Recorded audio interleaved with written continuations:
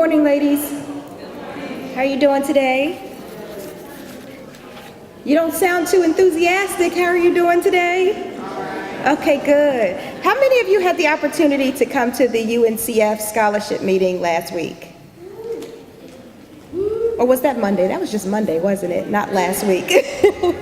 Okay, great. Well, for those of you who didn't have the opportunity to make it to the scholarship meeting, we're going to do a little bit of follow-up on it and talk about how we can follow through on the things that we discussed at that and that you learned at that meeting. Basically, just a recap of some important things that we learned in the administrative session last week. We had 3 sessions last week. We had an administrative session, a session for the student population, and we also had a session for student leadership. So one of the important things that we learned in the administrative sessions was some numerical information behind UNCF and how it applies to us here at Bennett College. So one of the things we learned that out of our total population, we have a total of 404 completed applications here at Bennett College. We also learned that out of that 404 completed applications, 404 initiated applications rather, we have 221 completed applications. We have 183, that's actually wrong. We have 183 completed applications and 221 incomplete applications. So I'm sorry, that's a typo. That's supposed to be incomplete applications. And we have 267 updated applications. So I'm just going to go over this a little bit in depth. Initiated applications means that you went into UNCF, you already have a profile completed, and you started the application process. So there are 404 students who have done that. The incomplete application, that means you initiated the application, but you did not finish it. We have 183 completed, which is a good number, and 267 applications that are updated. So what updated means, though, is that when you completed your profile, you had to put pertinent information into your profile, such as your GPA, which is a primary driver. So if you actually completed your application, and at the point in time when you completed your application, you had a 2.6 GPA, and the semester ended, let's say you're a sophomore, semester ended, and now you have a 3.5 GPA.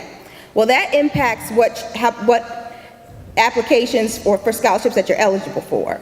So the ones that are considered to be updated based on the last date that they were updated is that 267 number.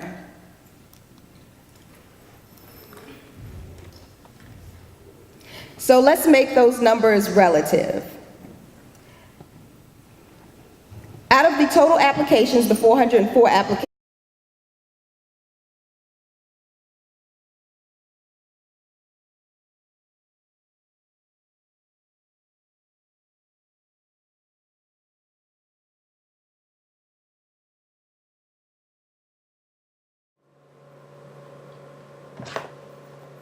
you to test this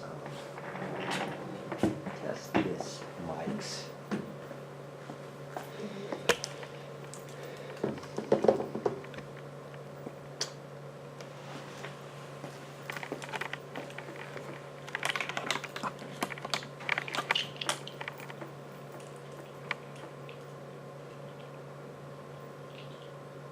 Sorry about this.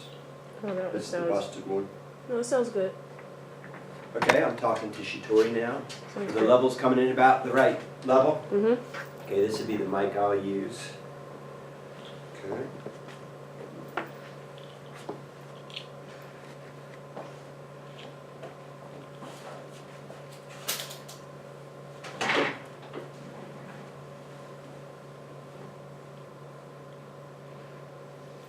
Okay, now I'm talking into this one. This is the congressman's mic. This is probably the most important one. We'll make sure the levels are good on this. Mm-hmm. Sounds good? Yes. Okay. Have you seen Marcinia? You're Alexis, right? Yeah. talking. Hello. Oh, me? Oh, no, Yeah. I'm Abby. Abigail, yeah. Knew it started with an A. How do you like political science? I like it a lot. It's, see, I don't want to go, like, run for public office or anything after I graduate. Like, that's not the trajectory I'm seeing. I, like, more want to do, like, advocacy and, like, nonprofit orgs and, like, grassroots organizations and that kind of stuff. Oh, that's So, kind of cool. Yeah, so, like, my professor right now, Dr. Bookman, she's like trying to get me to go to law school, and I'm like, Dr. Bookman, it's so expensive, and I don't even know if I want to be a lawyer. Like, Yeah. I Well, don't you, even know. what year are you? I'm a junior. Okay, so you've got a little time to figure Yeah, it out. Not like yeah. Shatori, who's got to go out to the harsh real Yeah. world. And You senior? worldwide Yeah. work. Yeah. Shatori, this is Ebony's mic. How does this one It sound? sounds good. I don't Okay. know. What's your major? Think JMS. JMS. I think you two mics sound better than his mic. Okay. So maybe you Switch. guys should switch. Do we want to boost his mic up a little bit? You can do that, I guess, but the levels are still fine. It just sounds better. Yeah. And again, I'm talking into this one. Is this mic a little bit Sounds- lower? No, it sounds good. Sounds It okay. sounds good. Maybe I don't know. It's But just they a- all sound fine. Okay. No, you're right. You're right to. Your instinct is exactly right. In other words, if you have any slight doubt of that, switch the mic, even if it's just a small instinct, because there's little differences between each mic. Let me see. Let's see if we can go ahead and. Hey, just go ahead for me and let's check. Turn it up. Switch it over to the live feed shot. And then, would you talk to me about the sound quality on there? Is it still a little gravelly? Okay, so if I talk now, you can hear it. It's good enough to sync it later, but it's a little gravelly. It sounds, yeah. It sounds like I'm talking in your room. Doesn't sound like it's in the mic. Okay, is it not doing the live mic? It's not doing the live mic. Hold for a sec. I need to get one more cord. Like I can hear myself clearly. Yeah, it's that mic. Hang on.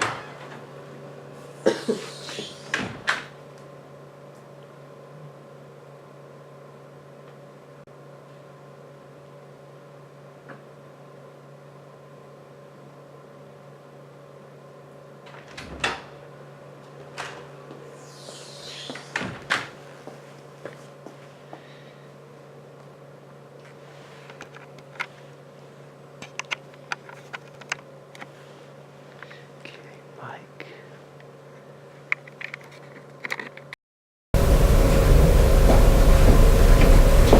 The volume, you might have to turn the volume down, but it'd probably be a little scratchy, but this should at least sound like me, Shatori, right? So, what does it sound like this one? It sounded like it was just scratchy. Still scratchy, okay. So this way, if something bad happened there, then we'd have a backup.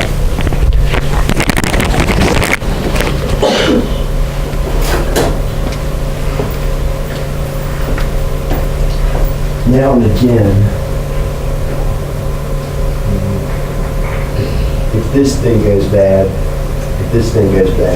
you can't get it immediately off and just stop us. Or if that thing goes bad, you can kind of stop us. Can I take the remote from you? Kind of, but it usually requires some resetting. Where is that remote? It's right here. I think that, with this one, what I think is, if you touch it,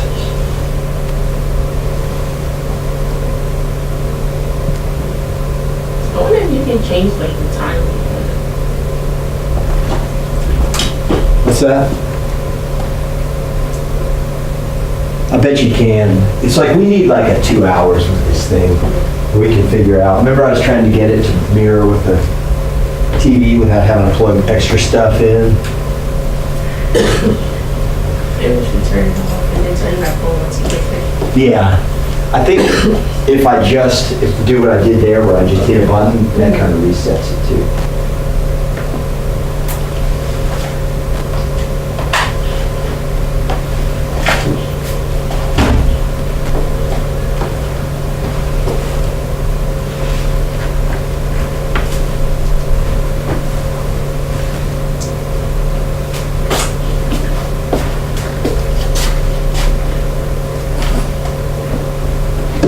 do, what should we have done about these cords so they don't show up badly in the view? I guess there's nothing you can do.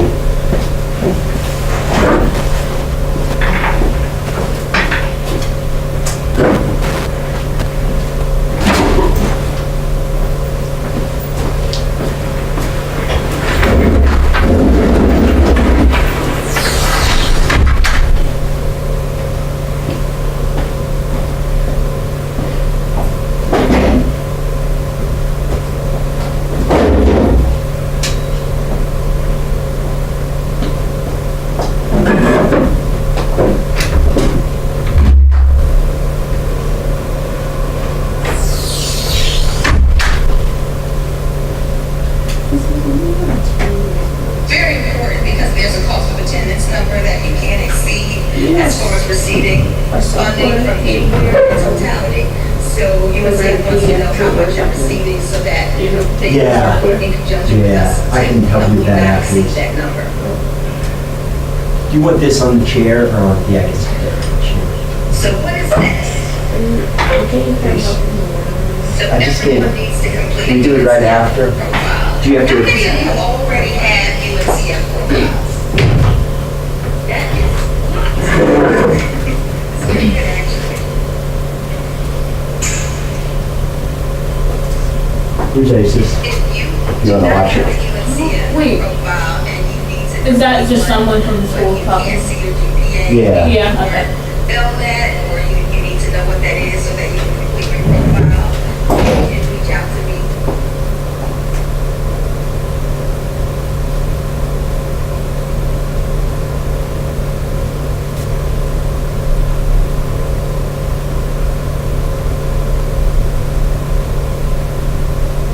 Let's get the live feed going.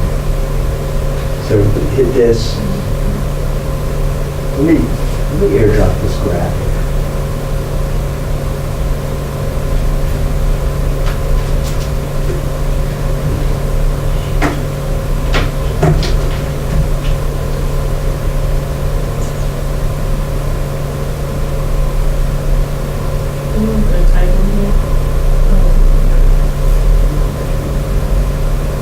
Probably at this point, we'll just do good, accept that. Save it to downloads, and then drop it in instead of this one.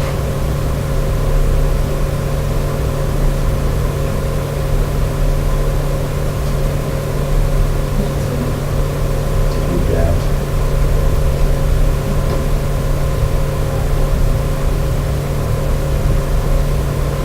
Edit, delete.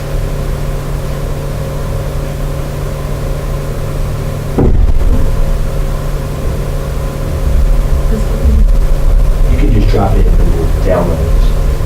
Okay, here, she's on her way. I click that. Scale it a bit. Okay, send that in.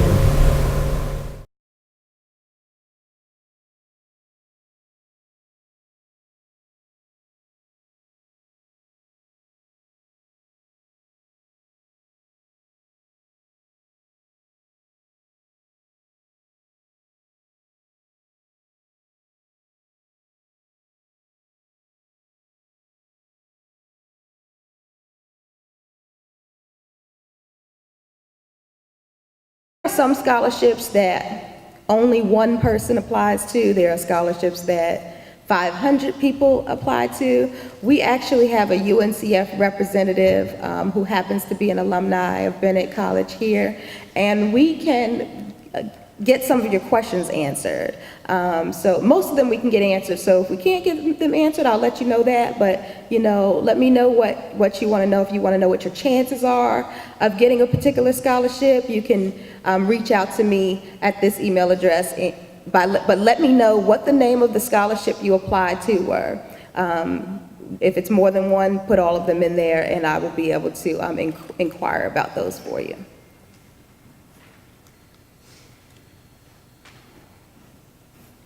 So I would like to set a goal for all of you, a goal that I'd like you to hold on to for yourselves as well. I would like to make it a point to try to apply for, you want to apply for all the scholarships that you're eligible for. So when you're in UNCF, it will filter for you based on your profile what you're eligible for. It might pop up with 3 scholarships, it might have 5. Whatever you're eligible for, you'll want to apply for all of them. But at minimum, we want to at least do 2 scholarships in addition to the general application this week. So if you are eligible to apply for these UNCF scholarships, and there's at least 2 of them that it show you're eligible for, try to apply for all of the scholarships, or those, at least a minimum of 2 that you're eligible for this week. Email me, let me know what the names of them are, and I will try to get some information on them for you.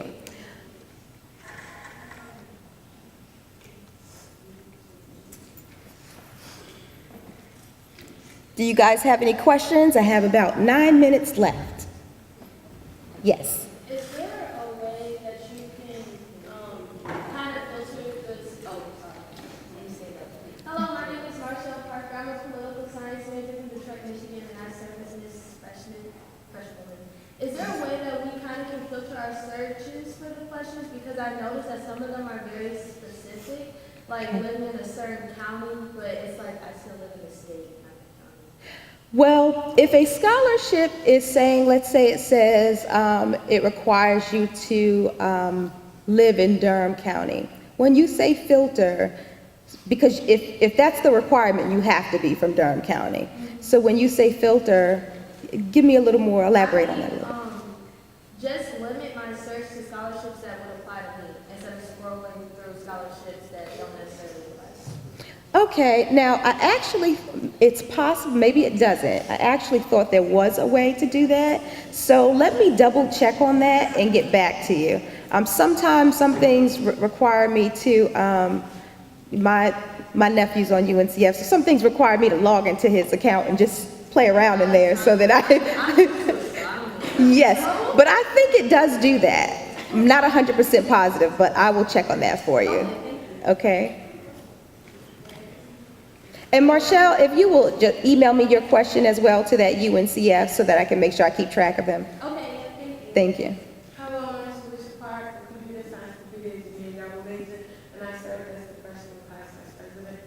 And it does let you filter, but the only thing about it is, I don't know how, my question is how often they post scholarship, but the thing about the filter is there's not much available to us. Okay, gotcha. And I thought my GPA was good, and I think it was fine. Okay. So basically you're saying that there's a small amount of scholarships available to you? And I did filter, and I had to unfilter to see what there was, and I was like, Okay. if I can get a 5,000 scholarship, being from Cali, then I'm from Cali. Okay. Los Angeles County, right? And I'm going to double check on that as well, because when we actually had the meeting, I was surprised at all of the opportunities that were available, that sometimes I don't find that the search is necessarily produced. So I think it's also important to not just filter for scholarships, but to actually, even when you're on the home page, look for other opportunities that are there, because there are internships, fellowships, there are all kinds of things, even outside of scholarships, that I see that UNCF offers, and that the Director of Outreach and Recruitment, when she was here, that she actually went over, but they were things that I had not heard of before. So, which is why it was very important that she came. So, what I'll do is I'll see if there is a way to kind of hone in on those opportunities or target those opportunities, or if there's any sort of, pamphlets or anything that I can get for you guys that actually kind of focus in on that versus you having to search around so much. Because I know you guys, time is important, you got class and you got studying and everything, so we'll work on that. Can you email me your question as well? Okay. Any other questions? Hi, my name is Kataya Lasker. I'm a journalism and media studies major from Charlotte, North Carolina. My question is, as a fresh woman, what should we put as our GPA? Should we put like our graduating high school GPA or wait until like the semester is over and we have it? It is going to be your high school GPA, actually. So you'll use that. You'll just want to make sure that you all are updating your GPA at the end of every single semester, because that's important in keeping your profile updated. Any other questions? No? Okay, well, so again, hopefully you guys work on getting, it looks like a lot of you have your profiles completed already. If you will work on the ones who do not have a profile, if you will work on getting your profile created, and work on getting those 2 scholarship applications done this week. I don't know about you guys, but I'm really competitive, and, you know, weighed up against some schools, we could stand to do a little better, so yes, let's get it done so that we can be up there with those other schools. I'm sorry, it's uncf@bennett.edu. And that's the email address if you have questions. Do you need the website or you have that? Well, I'm going to send you guys an email anyway, so, okay. All right, well, thank you very much. You guys have a good rest of the day.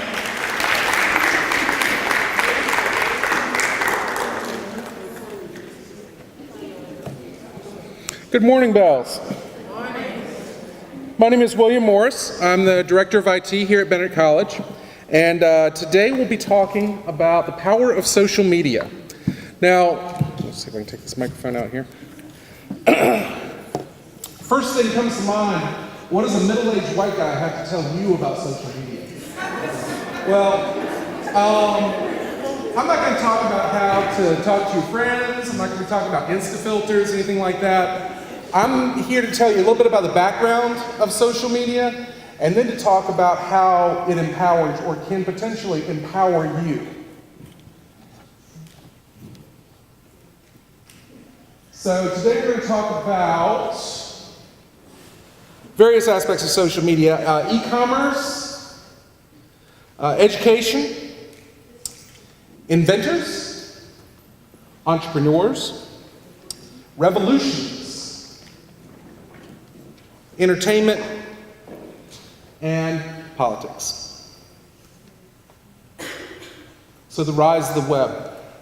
This guy right here is a British scientist with CERN. It's a European research company. They have like the Large Hadron Collider, stuff like that. He invented the World Wide Web back in 1989. I was in high school, so it's not been around that long. It's been around since your parents' generation.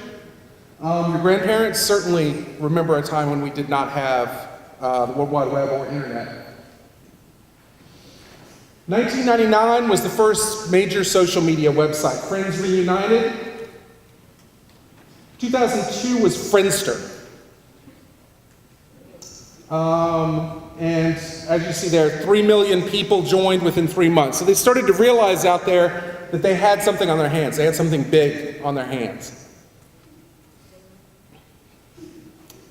So 2004, this geeky guy looking a lot happier than when he was sitting in front of Congress recently, invented Facebook. He was your age. He was in college. He originally invented Facebook as a means by which to identify fellow classmates so that they could have a name to associate with a face. The reason I bring that up is because somebody in this room, and you hear this all the time, somebody in this room may be the next person to become a billionaire from inventing something to do with social media. It's absolutely true. One of you very much could be one of those people. 2005, we had Bebo, which, anybody ever heard of that? See, these things come and go. I saw a hand go up, wow. And YouTube. Everybody's heard of YouTube. Twitter in 2006. 2007, they introduced the first Facebook apps. You could play games and stuff like that and do some crazy stuff in Facebook. 2009. I want to kind of take a break here on citizen journalism. Anybody know who Captain Sully Sullenberger is? Here's some yeses. He was a pilot aboard U.S. Airways Flight 1549. And he had some problems after takeoff up in New York and landed in the Hudson River. Everybody survived. The news wasn't there. Their news helicopters were off, taking a look at the local traffic, stuff like that. I think it was in the morning that it happened. But everybody was carrying around a camera in their pocket. They had their cell phones and smartphones and so on and so forth. And so the news was relying on individual citizens, not journalists, not photographers, to cover what was going on in the Hudson. This was the first major incident of that. Today, it's all over the place. You know, you see news using people's YouTube videos and videos from their phones and so on and so forth. This was the first major event that was covered by individuals rather than journalists.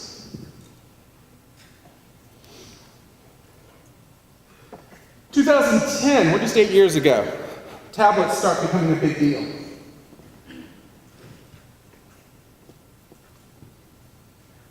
Two billion people on the planet are wired in as of 2010. 2011, mobile phones and tablets make social media ubiquitous. I started working here at Bennett in 2010. We had just completed a wireless project on campus that we were super proud of. We had wireless everywhere on campus. We were coming into the 21st century, so on and so forth. And it started crashing like crazy, 2010, 2011. We still struggle with it from time to time, as you guys are well aware. Hopefully we've done some fixes in the last week or so. So test the heck out of it in residence halls and throw me tickets. Keep bugging me about it if it's not working. Let me know where it's not working and so on and so forth. I hear you. We want it fixed. I want it fixed. So I need to keep hearing from you guys when it's not working, what times it's not working, stuff like that. 2013, astronauts start tweeting from the International Space Station, the first social media from space. 2014, just 4 years later, another billion people are wired into the internet.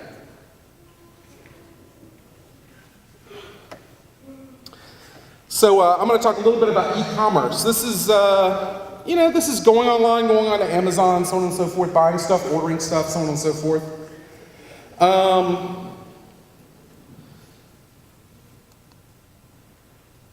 In 2017, the U.S. Commerce Department estimates 453.46 billion in e-commerce transactions. So it's big business. If you are entrepreneurship, student, business major, so on and so forth, you don't have any choice but to think about how social media is going to impact your future business.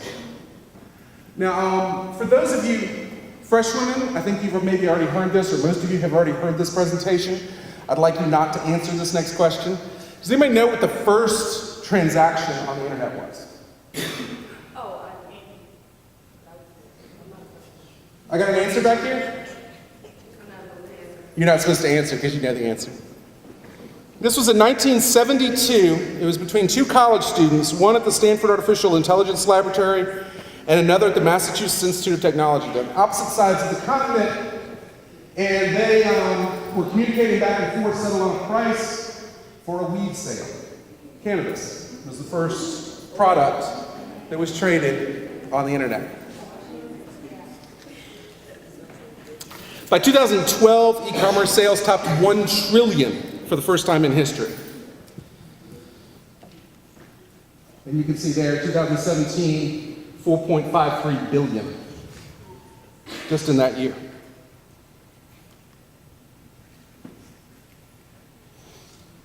Education. You know, we have Bennett. That's our offering. We also have Moodle here on campus, depending on which classes you're in. There is also something called MIT OpenCourseWare. You can go out online and take MIT classes through MIT courseware for free. Now, you're not going to get a degree out of it, but if you're in a class here, and say you're in an algebra class, something like that, you're having a hard time connecting with your professor, it happens, no fault of either side, go out here, check out their algebra class, maybe it'll make things click for you in ways that you're not clicking otherwise. It can be used to supplement your current classes, your current education, and engage you in different ways that may help you out. Just do a Google search, MIT OpenCourseWare. Politics. So we can see here President Obama, not to get too political myself, but I couldn't bring myself to put the current president up there. You see there, he's with his staff. I think they're on Air Force One, maybe a bus or something. Actually, there's a regular window, so bus probably. All of them are looking at their phones. President Obama was famous for having his BlackBerry on him at all times. He was the first president to really use social media to get his message out. He was known at the time as the social media president. President Obama said, "We are the nation of Google and Facebook," back in 2011. In 2010, the Democratic National Committee advertised for a social networks manager to oversee Barack Obama's accounts on Facebook, Twitter, and MySpace.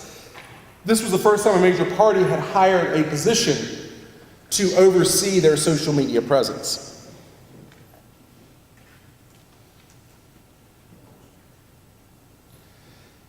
In a similar bent, cyber activism has become super important. As you can see here, you may know what this, again, fresh women who've seen this presentation before, don't answer this question. You may know what this is a picture of, where this is from. It's from the Arab Spring. This is in Tahrir Square in Egypt. These young ladies, many of them are your age. They are starting a revolution against their own government, one that was eventually successful. For good or ill, I'm not going to get into that. But if you see here, all of these ladies have cell phones in their hands. Very quick, let me see what my time is looking like. Yeah, plenty of time. When the Arab Spring started in Egypt, one of the first things the Egyptian government did was try to shut down the internet. They tried to shut down places where hubs and so on and so forth, where the internet was transmitted, and tried to limit what kind of traffic was going, because they knew that the activists were using the internet to organize. Google got involved. They had just hired an Egyptian computer scientist to come on board and work with their social media stuff and so on and so forth. Was it Google? I think it was Google. And they brought him on board early and set him to figuring out how to get around the Egyptian government's limitations on the internet so that the activists could communicate.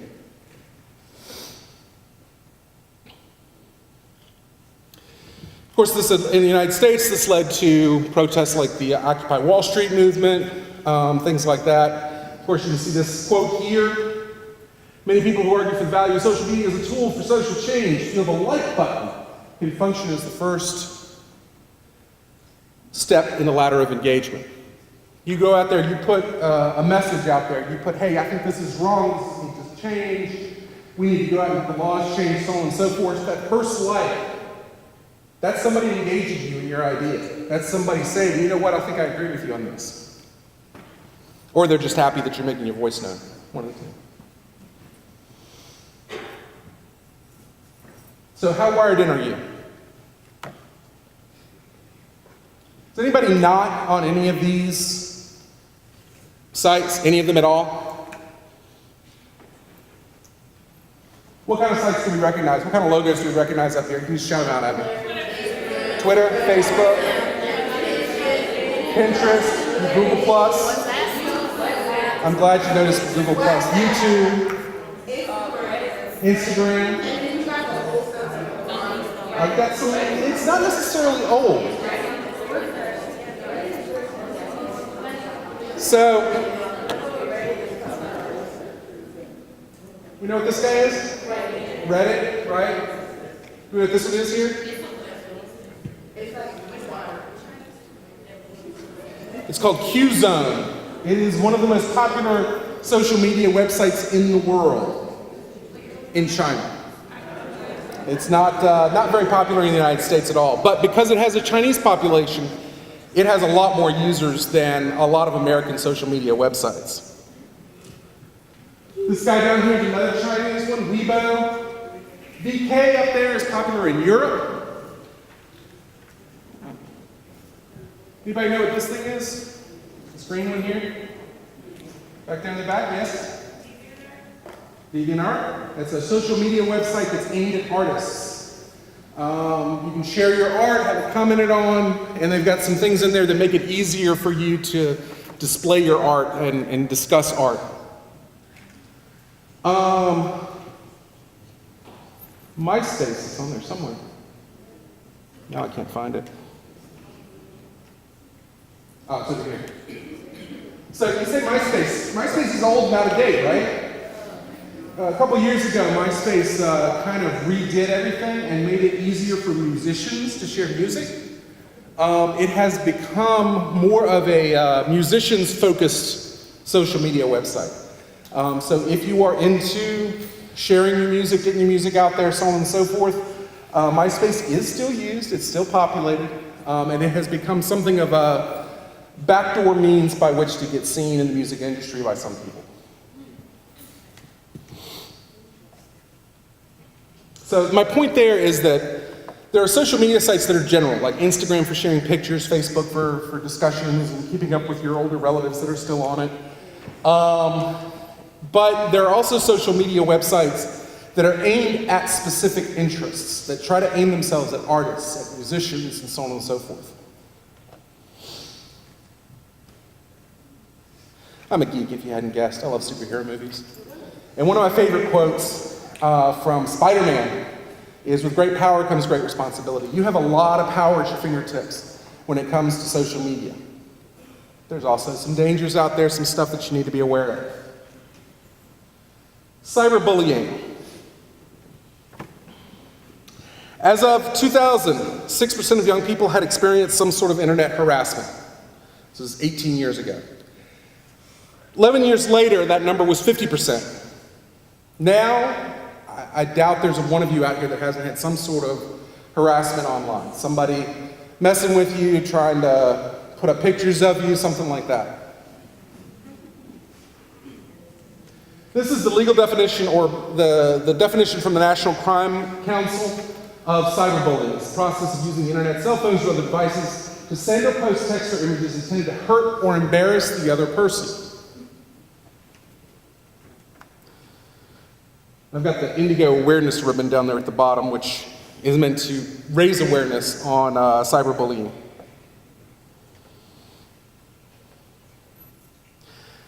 There's been research on cyberbullying by psychologists. Neuroscientists have determined that the same part of the brain that processes physical pain, a cut or a punch, something like that, also processes emotional pain, such as exclusion, rejection, or lost love.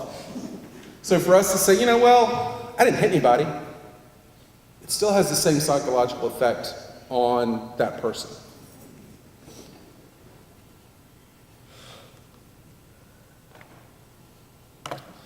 Cyberbullying is illegal.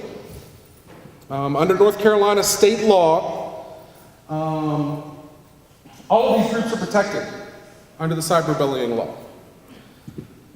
And some of it's obvious, you know, race, color, religion, ancestry, national origin, academic status, making fun of somebody because they're failing in class, that can be prosecuted. The specific statute is 14-458.1, and cyberbullying is a class 1 misdemeanor. And yes, as red as the state can be, this law is on the books. It can be prosecuted. Now somebody else, you know, the person being bullied is the one who has to bring it to the police and so on and so forth. But if they do so, you can be prosecuted for cyberbullying. And if you are being bullied, consider the possibility of going to the police for resolution. Or at least getting a lawyer.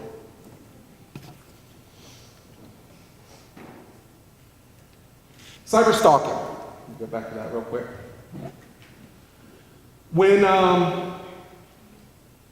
Basically when somebody is stalking you online, they're trying to find out where you live, they're trying to find out information on you, they're sending you messages, you try to block them, so find another way to send you messages. That's a form of cyberbullying as well, and can also be, you have some legal recourse in the matter. This is Tyler Clementi and Megan Meyer. Tyler, back in 2010, he was in the closet. He was recorded by his roommate with another man, and that recording was shared with other students online. His family found out about it, he got teased about it, so on and so forth, and unfortunately Mr. Clementi committed suicide. Megan Meyer was harassed on MySpace back in 2006. She was 13 years old. A friend's mother who didn't particularly care for her pretended to be somebody else, pretended to be a boy online, and started harassing her, eventually was telling her she's not worth anything, so on and so forth. And unfortunately, Ms. Meyer also took her life. It was these two incidents that mainly caused a lot of state governments to get involved with cyberbullying and to pass legislation to try and stem the tide of cyberbullying. It's not a joke. I understand, you know, to a degree you get on there and you're throwing shade at your friends and stuff like that, and that kind of stuff happens. But when you're actually getting into the levels of hurting people, you're committing a crime. I'm not trying to be moral up here. I'm not trying to tell you what you should or shouldn't do. I'm telling you what you can be prosecuted for and what you can use to protect yourself against those who are doing this against you.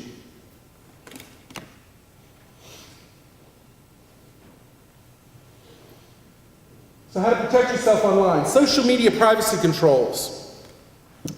Most websites, they'll have a little gear, maybe what I call the hamburger. It's three lines. Go in there and look at your settings. Do it periodically.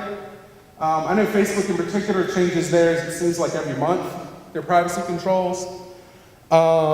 See what you're opening up to the world, what people can see. Get on a machine, then don't log into Facebook and search for yourself. See what shows up. Check your browser security settings on your computers at home. See if you're saving cookies, things like that. Make sure your antivirus is up to date. If you're using something like Malwarebytes, something like that, that'll protect you from spyware. Know your rights. Know which laws cover cyberbullying. Know when you have a right to bring a lawyer into a situation. Know what your online presence is. How many people have Googled themselves? The rest of you that didn't raise your hands, I encourage you to do so as soon as possible. I don't have a laptop in front of me. It's kind of behind the screen. I don't want to go back and hide back there. But if you were to Google me, William Morris, Bennett College, you'll see my Bennett stuff. You'll see I'm Director of Information Technology. You'll find out my phone number, my email address, so on and so forth.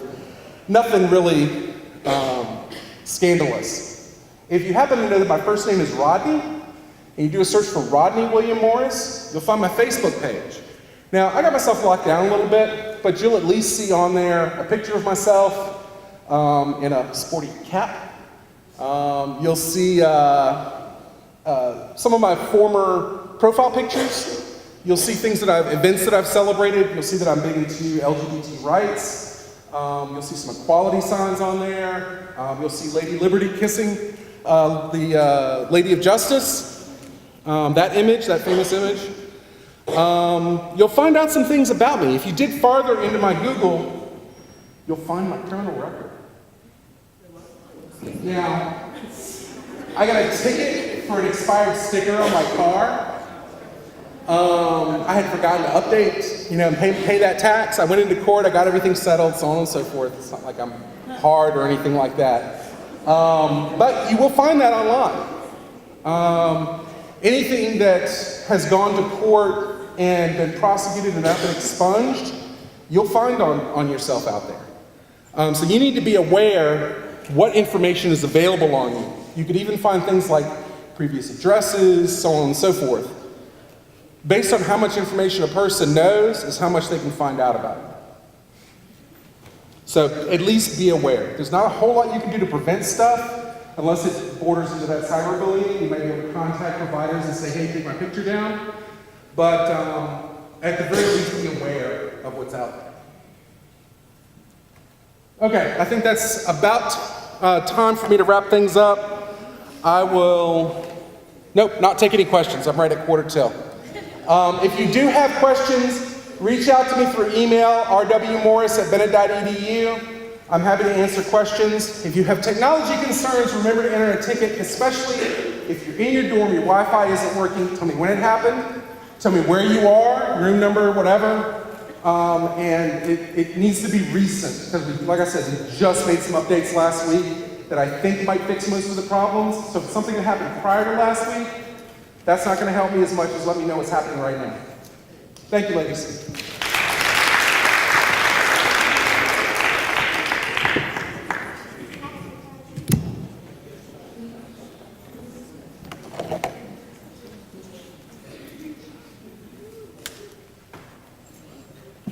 Good morning, ladies. He turned it off. Our technology.